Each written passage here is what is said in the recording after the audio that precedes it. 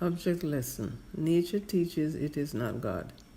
Nature itself tells you that it is not and cannot be God in two ways.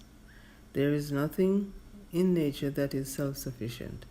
Everything relies on something else, and there is something to check the power of something else. Man has power over the land, yet not over himself. The land has power over the water has power over fire. The trees have power over the wind. The sky has power over the trees. The moon powers over the sky. The sun has power over the moon. The stars overwhelm the sun, and God reigneth over all.